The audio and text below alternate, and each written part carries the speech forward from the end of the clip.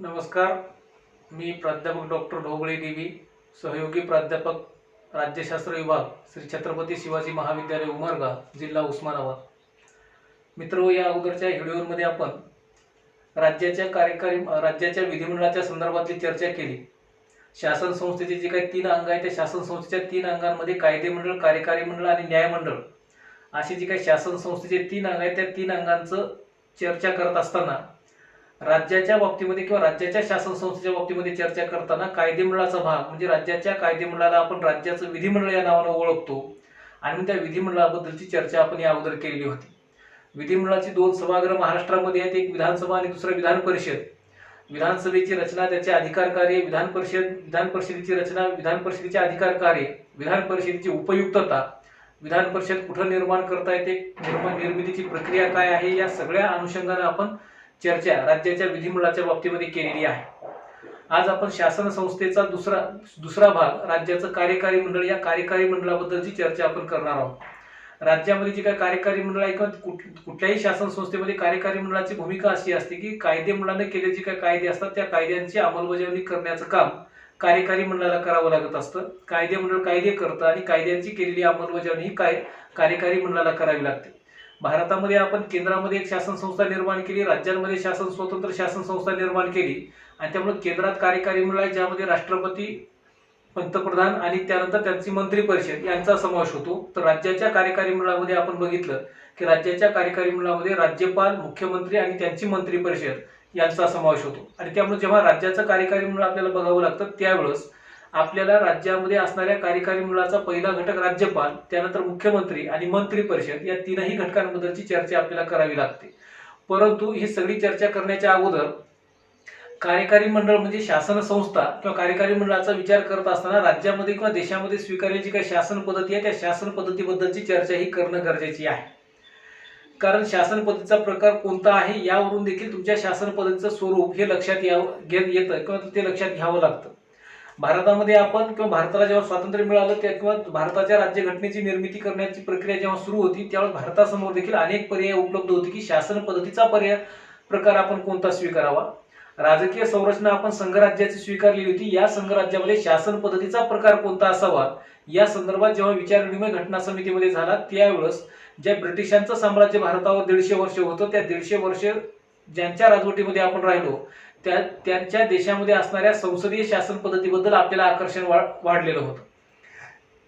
शिवाय दुसरा पर्याय आपल्यासमोर असा होता की अध्यक्षीय शासन पद्धती, जी की अमेरिकेसारखी अध्यक्षीय शासन पद्धती की ज्या शासन पद्धतीचा देखील पर्याय आपल्या समोर होता.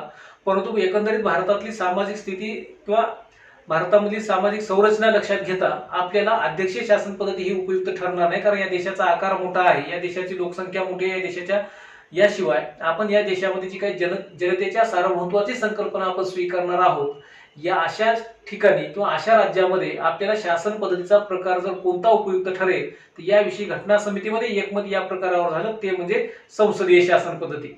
म्हणजे संसदीय शासन पद्धतीचा स्वीकार आपण भारतामध्ये केला आणि मग संसदीय शासन पद्धतीचा स्वीकार जर भारतामध्ये केला असेल तर याचा अर्थ केंद्रामध्ये शासन संस्था आहे, केंद्रामध्ये देखील संसदीय शासन पद्धती आहे आणि त्यानंतर राज्य आहे, राज्यामध्ये स्वतंत्र शासन संस्था आहे, त्यामुळे राज्यामध्ये देखील संसदीय शासन पद्धतीचा स्वीकार हा आपण केला. एकंदरीत संपूर्ण देशासाठी आपण संसदीय शासन पद्धतीचा अवलंब हा केलेला आहे.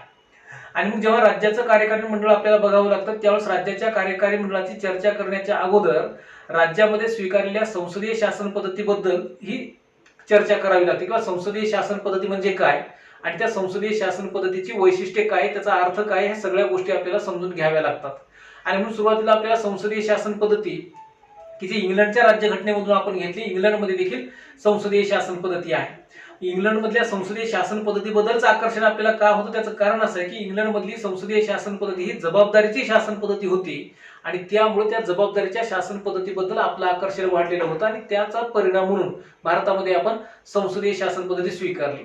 आणि मग जेव्हा आपण राज्याच्या कार्यकारी मंडळाचा विचार करतो त्यावेळेस या संसदीय शासन पद्धतीचा अर्थ समजून घेणं गरजेचं आहे, त्याचं स्वरूप समजून घेणं गरजेचं आहे आणि मग संसदीय शासन पद्धतीची व्याख्या ही आपल्याला बघावी लागते.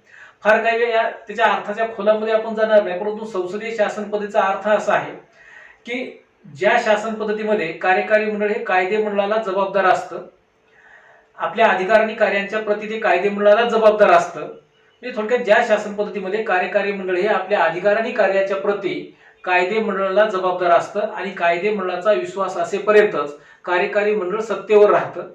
कायदे मंडळानं जर अविश्वास ठराव मंजूर केला किंवा कायदे मंडळाचा जर विश्वास गमावला तर अशा वेळेस कार्यकारी मंडळाला आपला राजीनामा द्यावा लागतो. अशी जी काही जबाबदारीची शासन पद्धती आहे त्या जबाबदारीच्या शासन पद्धतीला आपण संसदीय शासन पद्धती असं म्हणतो. या व्याख्येमध्ये जर आपण बघितलं तर आपल्याला या व्याख्येवरून संसदीय शासन पद्धतीचा संपूर्ण अर्थ लक्षात येऊ शकतो की ज्या शासन पद्धतीमध्ये कार्यकारी मंडळ हे आपल्या अधिकार आणि कार्याच्या प्रती कायदे मंडळाला जबाबदार असतं.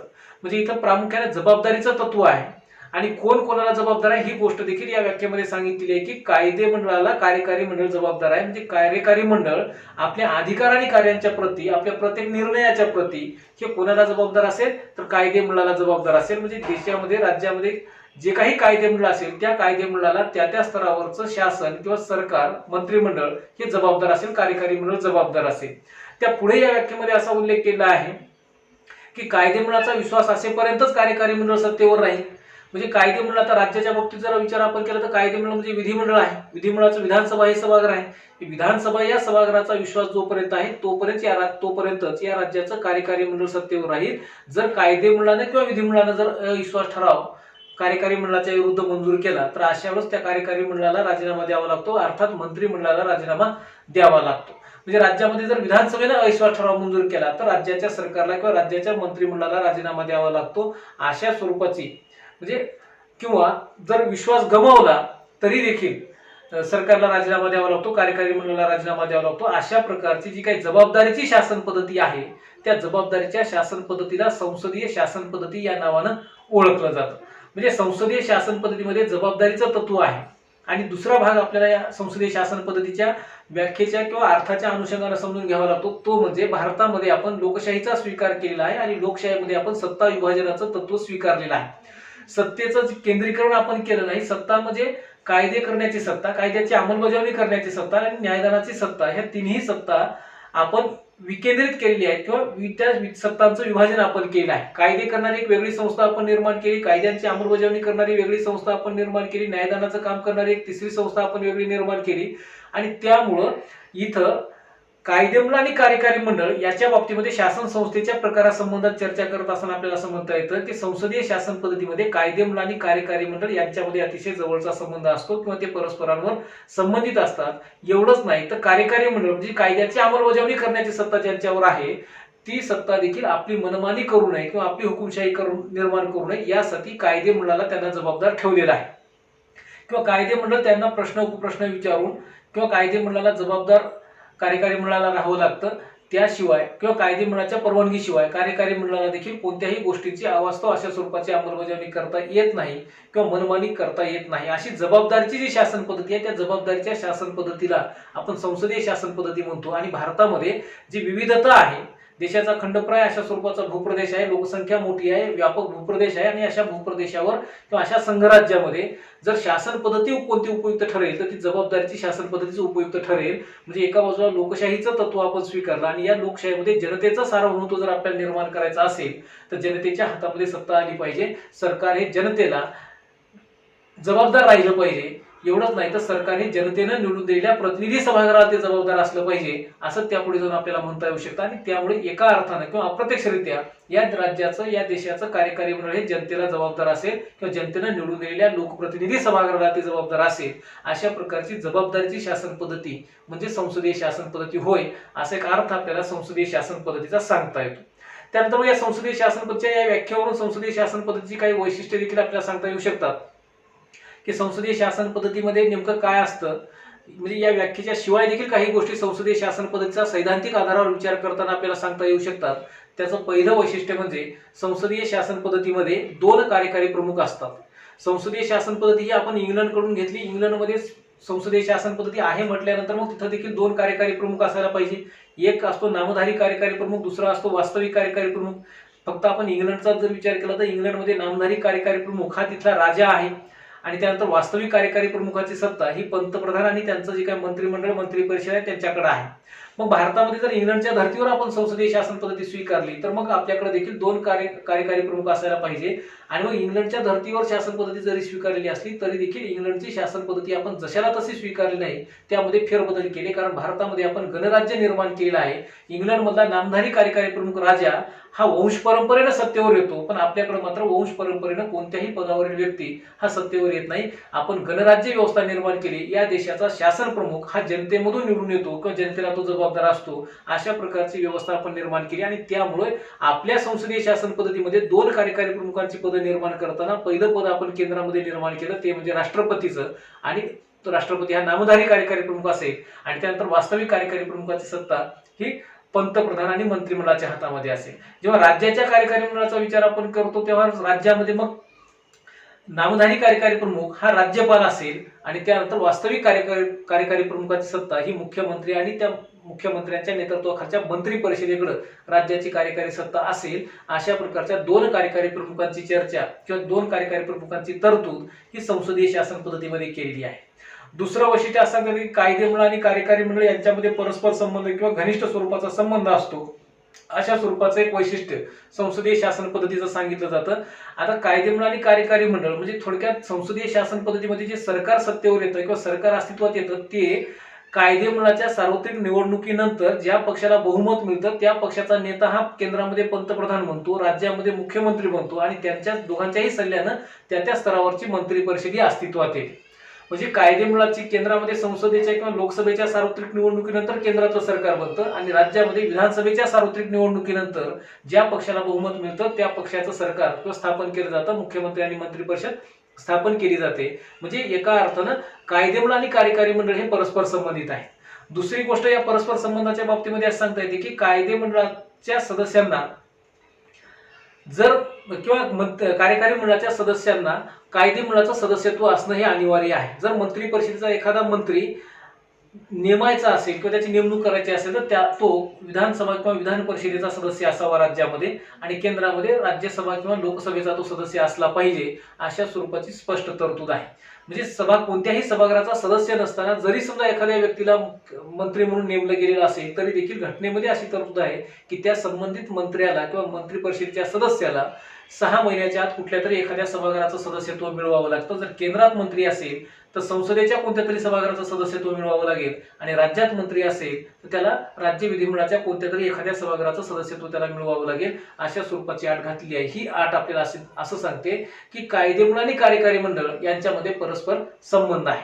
तिसरी गोष्ट परस्पर संबंधाच्या बाबतीमध्ये असं सांगता येईल की कायदे मंडळाला कार्यकारी मंडळ जबाबदार असतं, त्यांच्यावर नियंत्रण असतं. कायदे मंडळाचं कार्यकारी मंडळावर नियंत्रण असतं. अशा पद्धतीनं कायदे मंडळ आणि कार्यकारी मंडळ यांच्यामध्ये घनिष्ठ स्वरूपाचा एक संबंध किंवा परस्पर संबंध असल्याचं एक वैशिष्ट्य संसदीय शासन पद्धतीच्या बाबतीमध्ये सांगितलं जातं. तिसरं तत्व किंवा तिसरं वैशिष्ट्य असं सांगितलं की जबाबदारीचं तत्व. म्हणजे कायदे मंडळाला कार्यकारी मंडळ जबाबदार असेल, कायदे मंडळाचा विश्वास असेपर्यंतच कार्यकारी मंडळ सत्तेवर राहील. जर कायदे मंडळाचा विश्वास गमावला तर कार्यकारी मंडळाला राजीनामा द्यावा लागतो. म्हणजे केंद्रातल्या सरकारला लोकसभेचा विश्वास संपादन करावा लागतो, राज्यातल्या सरकारला विधानसभेचा विश्वास संपादन करावा लागतो आणि त्यांचा विश्वास आहे तोपर्यंत सरकार सत्तेवर राहू शकतं. अन्यथा विश्वास गमावल्यास सरकारला राजीनामा द्यावा लागतो. म्हणजे आपल्या प्रत्येक कार्याच्या प्रती त्यांना राज्यामध्ये विधानसभेला किंवा विधिमंडळाला जबाबदार राहावं लागेल आणि केंद्रामध्ये संसदेला जबाबदार राहावं लागेल. म्हणजे जर सरकार चुकीच्या पद्धतीने काही पावलं उचलत असेल किंवा निर्णय घेत असेल तर अशा वेळेस अधिवेशनाच्या काळामध्ये सरकारला प्रश्न उपप्रश्न विचारणे, सरकारच्या विरुद्ध अविश्वास ठराव आणणे, सरकारच्या विरुद्ध स्थगन प्रस्ताव मांडणे किंवा प्रश्न उत्तरांच्या तासांमधून देखील सरकारवर नियंत्रण ठेवण्याचं काम या संसदेच्या किंवा राज्यामध्ये विधिमंडळाच्या माध्यमातून केलं जातं. आणि हे सगळं करूनही जर सरकार ऐकत नसेल तर त्यांच्या विरुद्ध मग अविश्वास ठराव आणण्याचा अधिकार केंद्रामध्ये लोकसभेला आहे, राज्यामध्ये विधानसभेला आहे. म्हणजे या पद्धतीनं जबाबदारीचं तत्व हे संसदीय शासन पद्धतीमध्ये सगळ्यात महत्वाची बाब असलेलं आपल्याला सांगता येतं. आणि ही जबाबदारी मग कशी, तर ही जबाबदारी सामूहिक स्वरूपाची असते. मंत्री परिषदेतील एका मंत्र्याची चूक ही देखील संपूर्ण मंत्रिमंडळाची चूक समजली जाते किंवा ती त्या एका मंत्र्याची चूक समजली जात नाही. आणि त्यामुळं एक सामूहिक जबाबदारीचं तत्व या संसदीय शासन पद्धतीचे एक महत्वाचं वैशिष्ट्य म्हणून त्याचा उल्लेख करता येतो. याशिवाय देखील काही वैशिष्ट्ये सांगितली जातात, जसं की कायदे मंडळाची सर्वोच्चता, संसदेची सर्वोच्चता हा देखील एक संसदीय शासन पद्धतीमधला एक महत्वाचा भाग आहे किंवा एक महत्वाचं वैशिष्ट्य आहे. संसद सर्वोच्च आहे की सरकार सर्वोच्च आहे हे सांगत असताना संसदेची सर्वोच्चता ही संसदीय शासन पद्धतीमध्ये मान्य केलेली आहे किंवा कायदे मंडळाची सर्वोच्चता ही संसदीय शासन पद्धतीमध्ये मान्य केलेली आहे. कारण संसद किंवा कायदे मंडळ किंवा राज्यामधलं राज्य विधिमंडळ हे लोकप्रतिनिधी त्या मंडळामध्ये असतात. लोकांनी आपले प्रतिनिधी तिथं निवडून दिलेले असतात आणि त्यामुळं राज्याचं मंत्रिमंडळ किंवा केंद्राचं मंत्रिमंडळ हे त्या त्या स्तरावरच्या कायदे मंडळाला जबाबदार असेल किंवा काय जबाबदार तर असतंच, परंतु सर्वोच्चता किंवा अंतिम सत्ता ही काय त्यांच्या हातामध्ये असते. कारण सरकार चुकीचं वागत असेल तर अशा वेळेस त्या सरकारला देखील पायउतार करण्याचं काम किंवा पायउतार करण्याची सत्ता ही कायदे मंडळाच्या म्हणजे केंद्रात संसदेच्या हातामध्ये आहे आणि राज्यामध्ये राज्य विधिमंडळाच्या हातामध्ये आहे. आणि त्यामुळे ही अशा प्रकारची जी काही संसदीय शासन पद्धती आहे ती संसदीय शासन पद्धती आपण भारतामध्ये स्वीकारलेली आहे. या संसदीय शासन पद्धतीमध्ये सगळ्यात महत्वाचं तत्व म्हणजे एक जबाबदारीचं तत्व असतं. सरकार आपली मनमानी करू शकत नाही. सरकारला आपल्या अधिकार आणि कार्याच्या प्रत्येक गोष्टीवरचा जाब हा संसदेमध्ये विचारला जाऊ शकतो, राज्यामध्ये राज्याच्या विधिमंडळामध्ये विचारला जाऊ शकतो. आणि त्यामुळं राज्य विधिमंडळाचं किंवा केंद्रातल्या संसदेचं त्या त्या सरकारवर मंत्रिमंडळावर नियंत्रण असतं किंवा हे मंत्रिमंडळ आपल्या स्तरावरच्या कायदेमंडळाला जबाबदार असतात. आणि त्यामुळे ही जबाबदारीची असणारी शासन पद्धती भारतासाठी एक उपयुक्त शासन पद्धती म्हणून या शासन पद्धतीचा स्वीकार हा आपण केलेला आहे. आणि त्यामुळेच एकदा ही संसदीय शासन पद्धती काय आहे हे कळाल्यानंतर मग आपल्याला पुढच्या भागामध्ये राज्याच्या कार्यकारी मंडळाचे जे काही घटक आहेत, एक राज्यपाल, मुख्यमंत्री आणि मंत्री परिषद या तिन्ही घटकांबद्दलची स्वतंत्रपणे चर्चा ही करता येईल. त्यासाठी संसदीय शासन पद्धती म्हणजे काय आणि संसदीय शासन पद्धतीची वैशिष्ट्ये काय आहेत याविषयीची चर्चा करणं हे गरजेचं होतं आणि म्हणून आपण ही चर्चा या ठिकाणी केलेली आहे. पुढच्या भागामध्ये आपण राज्याच्या कार्यकारी मंडळाच्या एका एका घटकाची चर्चा करणार आहोत, म्हणजे राज्यपाल पदाविषयीची चर्चा ही पुढच्या भागामध्ये आपण करणार आहोत. धन्यवाद.